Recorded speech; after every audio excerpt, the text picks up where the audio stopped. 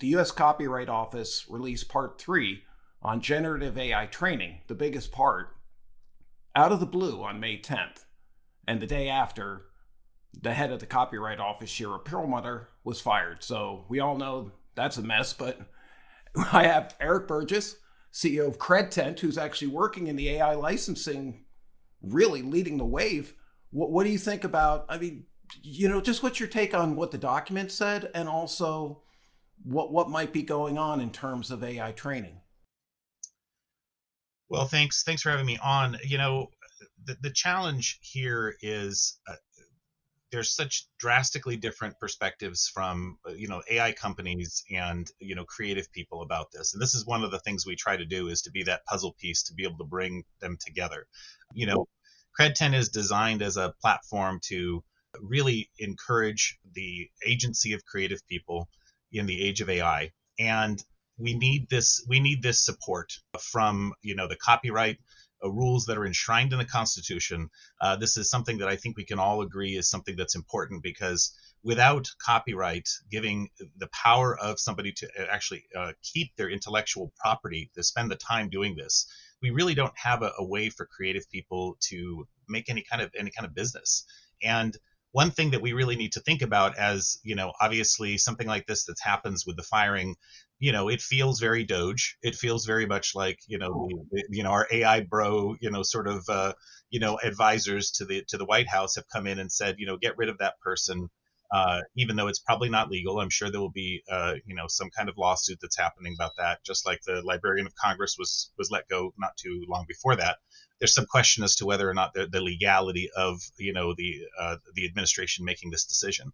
But we've chosen to focus on the fact that the thing that we can, I think, all share is the idea that it's part of the American institution and the dream that you can start a business yourself, and without intellectual property law that's again enshrined in the Constitution, people cannot make a living with creating art, and this is going to have an impact on everybody that works in creative fields, not just creative people that are trying to write books or make music or make films for a living, but think of all the studios that are affected by this. Think of the recording industry.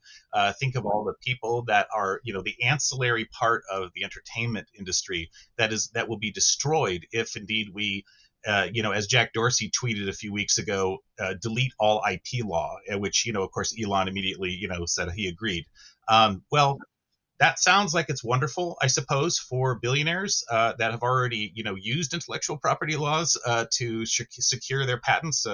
But, if you think this through, this is really something that is crushing the American dream, because of the millions and millions of people that are in the creative industry that will be affected by this in a negative fashion.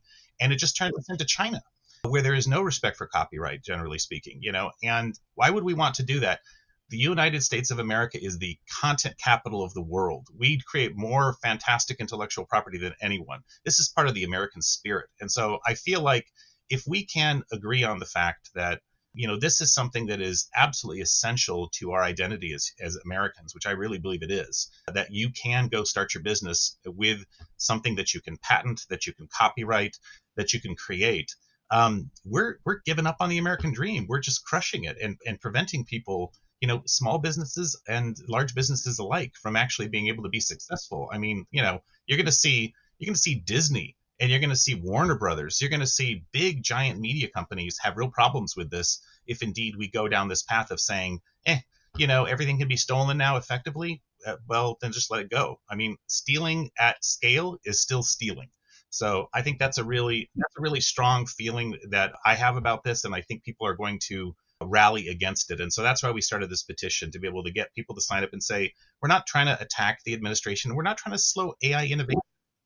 We're just saying support our Copyright Office in their interpretation, which is that we do need to make sure that people are protected.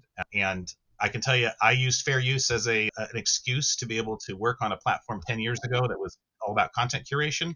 It barely allowed us to use the fair use rules for curating people's content, which we were sending them links. So we were sending, audience to them, great stuff.